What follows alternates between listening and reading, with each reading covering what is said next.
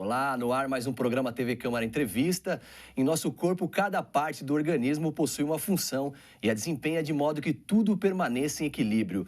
Por isso, o câncer é uma doença, pois ao multiplicar desordenadamente as células, afeta a estabilidade de tecidos e órgãos, gerando sérios problemas à saúde. E é exatamente sobre isso que vamos conversar em nosso programa de hoje, entender um pouco mais o que é essa doença e se existem formas de preveni-la ou então de garantir um tratamento eficaz.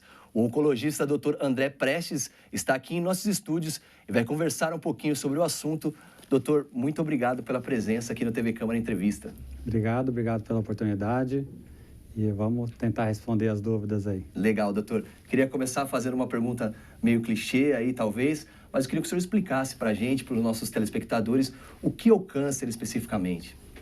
O câncer, como você falou corretamente, é a multiplicação desordenada das células, que a partir disso cresce um tumor e esse tumor pode mandar metástase ou células para outros lugares do organismo. Então, aquela célula que estava ali na sua função normal, ela sofre alguma agressão, essa agressão não consegue ser reparada e aí, a partir daí, ela começa a se descontrolar no crescimento e acaba mandando lesões para outros órgãos. Legal. E eu queria que o senhor explicasse para a gente o que pode levar ao câncer, o que pode levar aí essas células a se reproduzirem de maneira desorganizada, como o senhor está falando. Tem vários fatores que podem fazer com que a célula tenha essa agressão. São os fatores do meio ambiente, então o sol, o etilismo, o tabagismo, as alterações psicológicas que as pessoas acabam tendo, a falta de alimentação correta, o sedentarismo, entre outros. Então, tudo isso aí leva a alguma agressão para a célula, que ela acaba não conseguindo reparar a agressão e formando o câncer, né? Então, a gente pode dizer aí também que alguns alimentos, alguns hábitos da vida cotidiana também levam aí a essa doença. Sim, com certeza. Os hábitos alimentares que não são saudáveis, como as verduras, as frutas, que são parte boas, ou a parte gordurosa, que seria a parte ruim, isso aí deve propiciar a maior chance de ter o câncer, né? Doutor, seguindo nesse assunto assim de alimentação, hoje que a população ela tem uma alimentação menos saudável, fast foods demais, né, comidas industrializadas, o quanto que isso agrega, o senhor acha aí, no aumento do número do índice de câncer nas pessoas? Normalmente são comidas são industrializadas, que tem a parte do sal e a parte da gordura. Então, com certeza, isso aí pode ter uma relação maior com alguns tipos de câncer. Legal. E o que a gente pode contar para os nossos telespectadores com relação a gente tentar evitar, né, esse mal, além aí, sei lá, hábitos saudáveis, né? Queria que o senhor falasse um pouquinho aí sobre algumas coisas que nós podemos fazer para evitar o câncer. Para evitar realmente, é isso daí que a gente está comentando em relação à alimentação mesmo. Eu acho que fazer exercício é muito importante. Você manter uma prática semanal, umas 3, 4 vezes por semana de algum tipo de exercício, isso é importante. Evitar, com certeza, o tabagismo, o etilismo e manter a alimentação saudável. Acho que isso aí tudo faz parte de um todo que vai acabar tendo um risco menor de você ter o câncer. Doutor, e aqui no nosso país, quais são os tipos mais comuns de câncer? O que está acontecendo mais aqui no nosso país com relação a essa doença? Os principais cânceres que, a princípio, eles tiram da estatística, porque são muito frequentes, são os tumores de pele. São tumores simples de pele, os não melanomas. O melanoma é muito mais agressivo. São os tumores de pele que são muito mais frequentes, principalmente por causa da radiação solar mesmo, né? Então, você tirando esses tipos de tumores, aí vem principalmente tumor de mama nas mulheres e tumor de próstata nos homens. E alguns outros que vêm crescendo de estatística, como câncer de pulmão, tumores gastrointestinais, que é estômago, o intestino, por exemplo. Então, os tumores que estão aumentando um pouco mais na nossa população. O senhor falou de melanoma, né? Eu queria que você explicasse um pouquinho o que é isso. Melanoma é um tipo de tumor de pele muito mais agressivo do que os tumores comuns de pele, que é o carcinoma basocelular ou espinocelular. O melanoma, um tumor pequeno, já tem chance de mandar células para os outros órgãos, pulmão, fígado, ossos, e isso daí já gerar um comprometimento da qualidade da vida da pessoa e até gerar o óbito. Graças a Deus, atualmente tem muitos estudos, novas drogas estão surgindo para combater esse tipo de tumor. Doutor, e desses cânceres que a gente estava falando, o câncer de mama é um dos bastante presentes aqui no nosso país, né? Existe alguma estatística ou algo, o que leva ao câncer de mama especificamente, por exemplo? Por que algumas mulheres têm, outras não? Como que é isso? No geral, como uma regra geral para qualquer tipo de câncer, com o envelhecer da idade, você diminui as reparações das mutações, você aumenta a chance de ter câncer. Então, como uma regra geral, seria isso. Algumas mulheres têm, porque o câncer de mama tem alguns que dependem de hormônio, tem outros que não dependem de hormônio.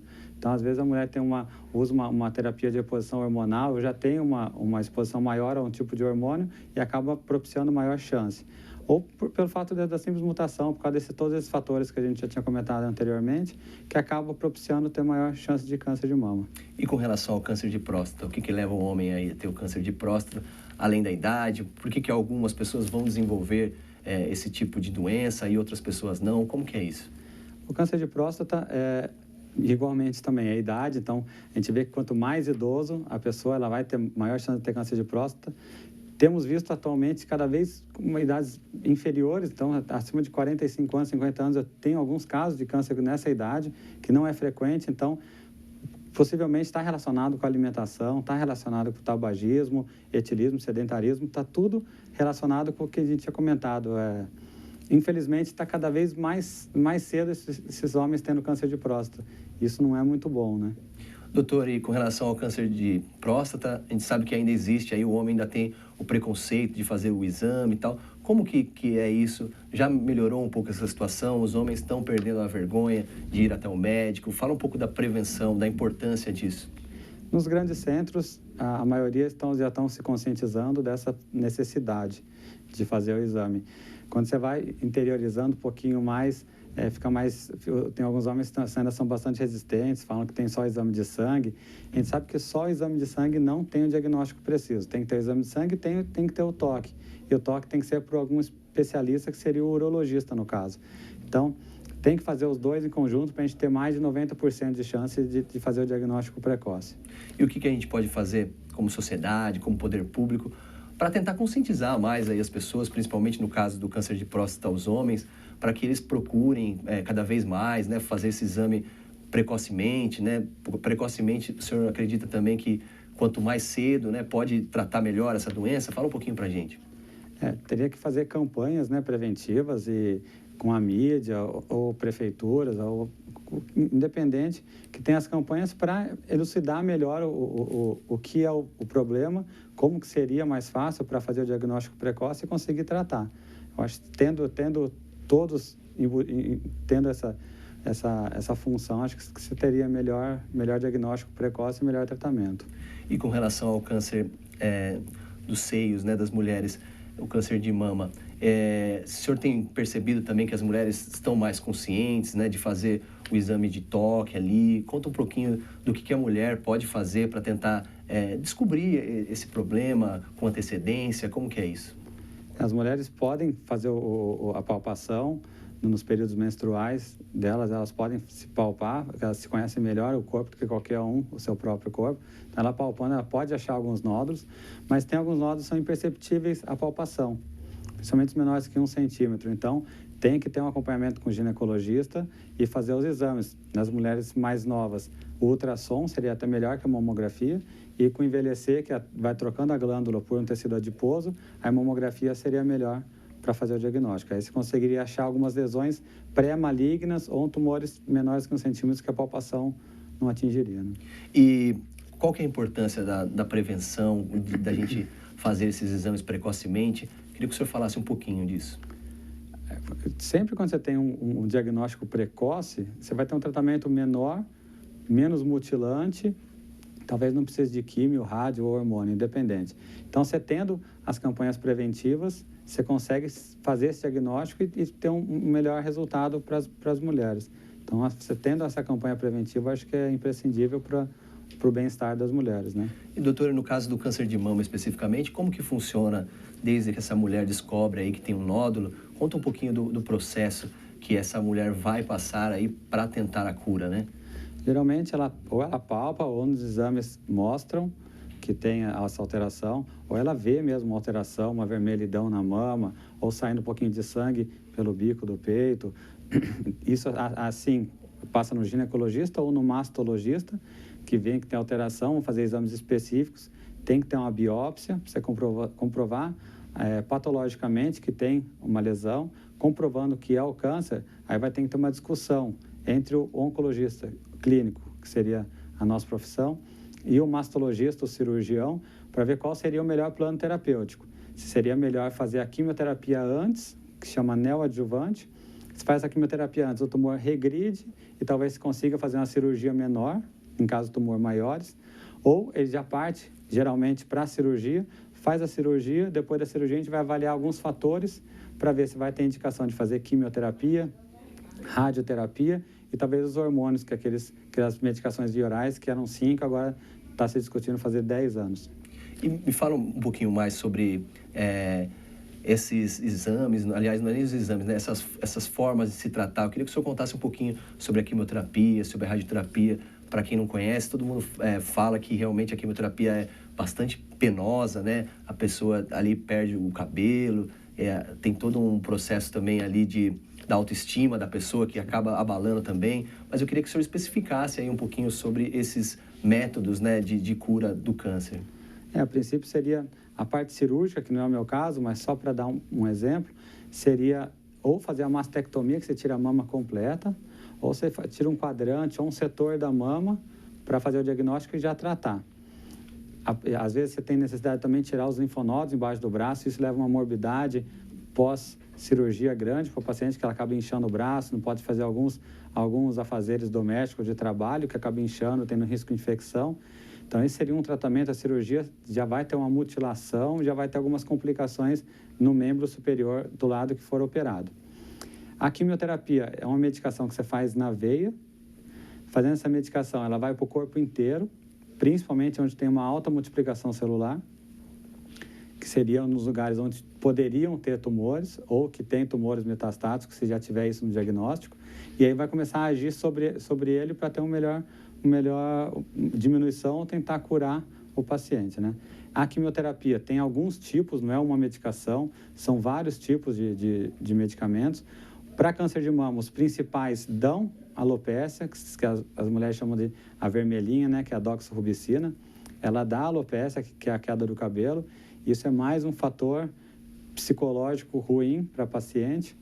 Então, a principal é a doxorubicina e um outro que é a branquinha, que elas falam, que é o Taxol, que é o paclitaxel.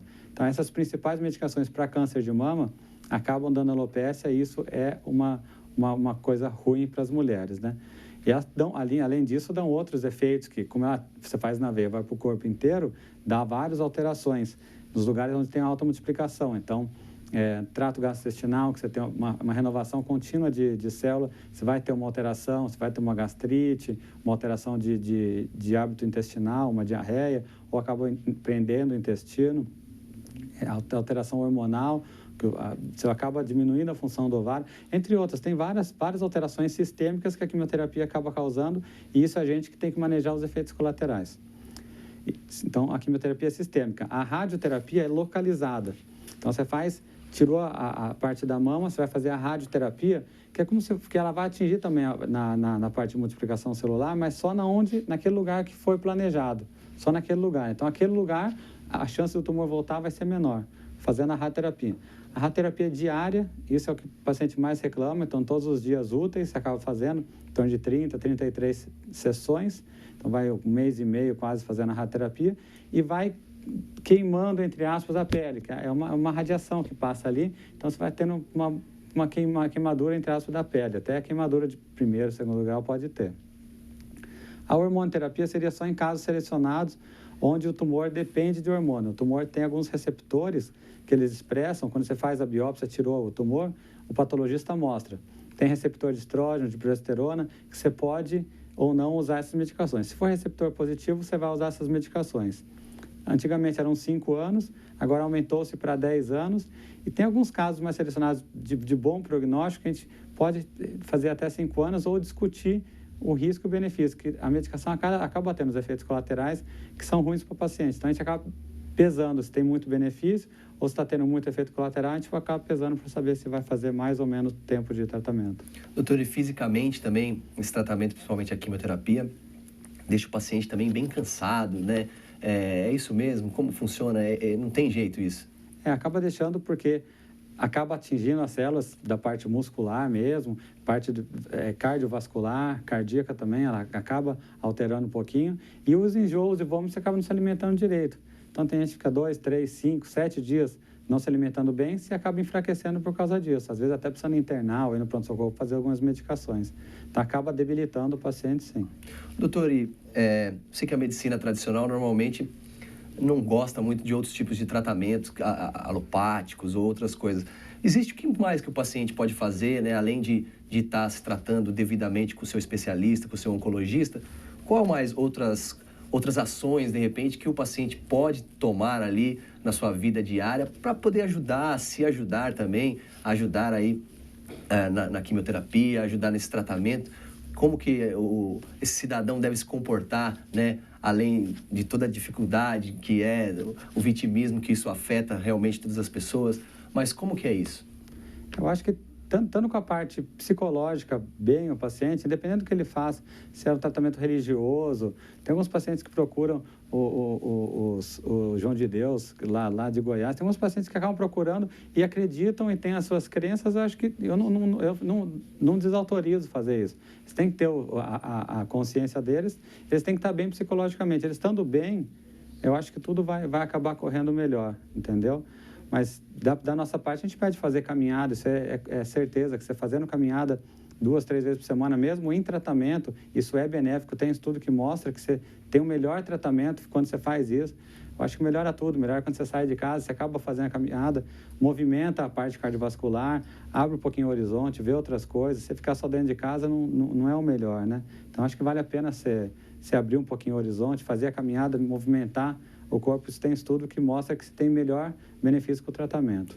Doutor, no segundo bloco a gente vai falar mais um pouquinho disso, mas como que você vê a importância aí, no caso, para quem está com alguma dificuldade, né, de estar com essa autoestima melhor, de enfrentar esse problema, como que você vê a importância de repente, um tratamento psicológico junto com o tratamento químico? Como que você vê isso?